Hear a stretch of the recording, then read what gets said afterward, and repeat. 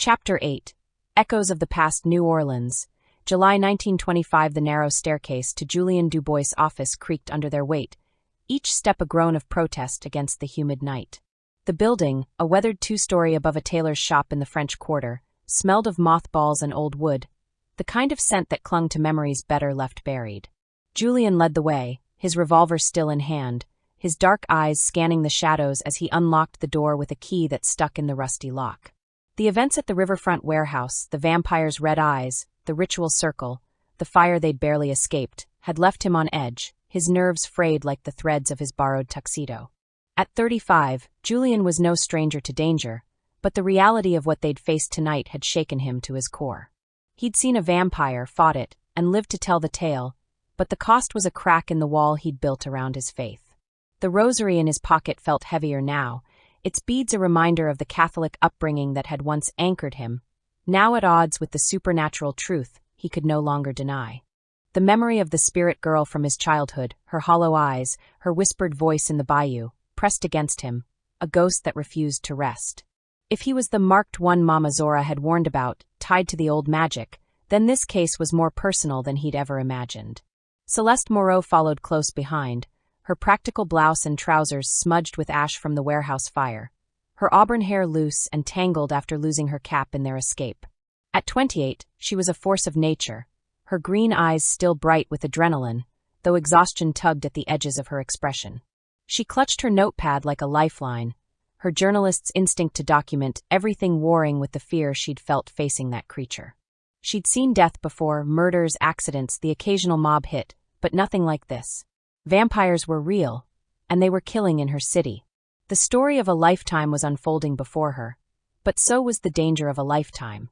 Julian pushed the door open, the hinges squeaking as he flicked on a single bulb that hung from the ceiling, casting a dim glow across the cluttered office. The room was a reflection of his mind, organized chaos, with a battered desk piled high with papers, a corkboard covered in photographs and string, and a cracked window that let in the faint hum of the French Quarter's nightlife. A small crucifix hung on the wall, a relic from his mother, its presence a quiet rebuke to the darkness he was chasing. Julian set his revolver on the desk, his movements deliberate, and turned to Celeste, his dark eyes searching her face. "You sure you're okay?" he asked, his Creole accent soft but laced with concern. "That thing. It was comin' for us. I don't know what we'd have done if the fire hadn't stopped it." Celeste nodded, setting her notepad on the desk and running a hand through her tangled hair. "I'm fine," she said, her voice steadier than she felt. "Shaken but fine. We saw a vampire, Julian. A real one. And that ritual setup. The trophies, the blood, it's worse than we thought." She paused, her green eyes meeting his, a flicker of vulnerability breaking through her usual bravado. "I'm glad you were there. I don't think I could have handled that alone." Julian's expression softened, a rare warmth breaking through his guarded exterior. "You held your own," he said, his voice gruff but genuine. "That shot with your derringer, it gave us the time we needed. We're a team now, Celeste. Whether I like it or not." She smiled, a small, tired smile that didn't quite reach her eyes, and sat on the edge of the desk, her fingers brushing the photograph of the locket they'd found at the warehouse. "A team," she echoed, her tone thoughtful. "Then we need to figure out what's next. That ritual. It's tied to the symbol, to the victims. And if LaRue's involved, we need to know how deep this goes." Julian nodded, pulling a chair over and sinking into it, his hands running through his dark hair. "We need to go back to the basics," he said, his mind already working through the problem. "I've got old case files, some going back decades. If this ritual's tied to the city's history, like LaRue hinted, there might be something in there. A pattern, a name, anything." He stood, crossing to a filing cabinet in the corner, its drawers groaning as he pulled them open. Celeste joined him, her journalist's curiosity kicking in as she sifted through the yellowed folders, her fingers brushing against reports of missing persons, unsolved murders, and strange occurrences that had plagued New Orleans for years.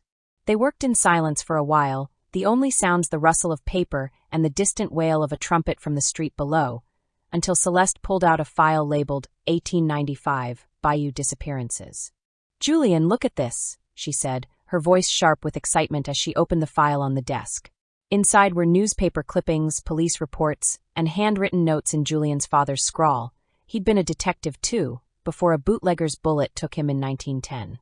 The reports detailed a series of disappearances in the bayou, young men and women vanishing without a trace, their bodies later found drained of blood, marked with a symbol, a crescent moon encircled by thorns. Julian's breath caught, his hand tightening on the edge of the desk. "That's the same symbol," he said, his voice low, his Creole accent thickening with emotion. "This was 30 years ago, before I was born. But my father, he worked this case. Never solved it. Said it haunted him till the day he died." Celeste flipped through the file, her green eyes scanning the pages with a journalist's precision.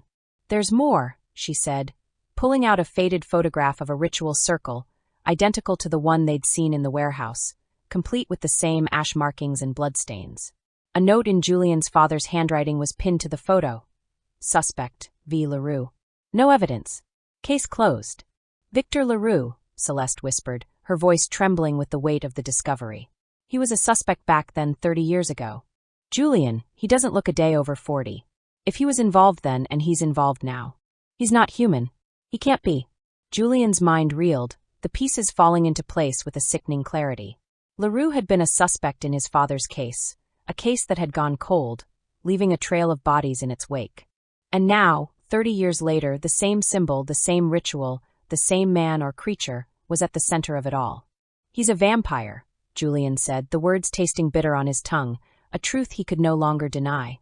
"And he's been doing this for decades. But why now? Why start again?" Celeste flipped to the last page of the file, her fingers trembling as she read aloud a note in Julian's father's handwriting. "Witness claims LaRue seeks immortality beyond vampirism. Eternal life through the souls of the marked. Ritual interrupted in 95. Suspect vanished."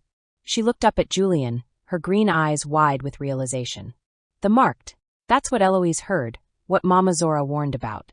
They're trying to finish what they started 30 years ago. And if you're tied to the old magic, Julian, you might be their target." Julian's blood ran cold, the memory of the spirit girl from his past rising like a specter, her hollow eyes, her whispered voice, the way she'd appeared to him and no one else. "My father never told me about this," he said, his voice low, his hands clenching into fists. "But if I'm the marked one, if that spirit girl was a sign, then this is personal. LaRue's comin' for me, and he's using these killings to get there." Celeste reached out, her hand covering his, her touch a grounding force in the storm of his thoughts. "We won't let him," she said, her voice fierce, her green eyes blazing with determination. "We'll stop him, Julian. Together." For a moment they sat there, her hand on his, the air between them charged with something deeper than their partnership, a connection forged in shared danger, in the unspoken understanding of what they were up against. Julian's gaze softened, his dark eyes searching hers, and he felt a pull he couldn't name, a warmth that scared him as much as the vampires did. "Thank you," he said, his voice gruff, his hand squeezing hers before he pulled away, the moment too raw, too soon. Celeste nodded, her cheeks flushing slightly as she turned back to the file, her journalist's mask slipping back into place. "We need to find out where LaRue's hiding," she said, her voice steady again. "If he's finishing this ritual, he'll have a base, somewhere he feels safe. We need to." A sound cut her off, a soft creak from the staircase outside, deliberate like a footstep meant to be heard. Julian's hand snapped to his revolver, his body tensing as he motioned for Celeste to stay quiet. He crept to the door, his movements silent, and peered through the crack, his heart pounding. The staircase was empty, but a shadow lingered at the bottom, too tall, too still to be natural. Red eyes glowed in the darkness, a faint hiss echoing up the stairs before the shadow vanished, leaving only the scent of decay in its wake. "They know we're here," Julian whispered, closing the door and locking it, his voice tight with urgency. "We need to move now. Grab the file. We'll go to your place, somewhere they won't expect us." Celeste nodded, stuffing the file into her purse, her green eyes wide but resolute. "Let's go," she said, her hand brushing his arm as they moved to the window, slipping out onto the fire escape as the night closed in around them. The French Quarter hummed below, oblivious to the danger stalking its streets, but Julian knew one thing for certain. The vampires were watching, and they were running out of time.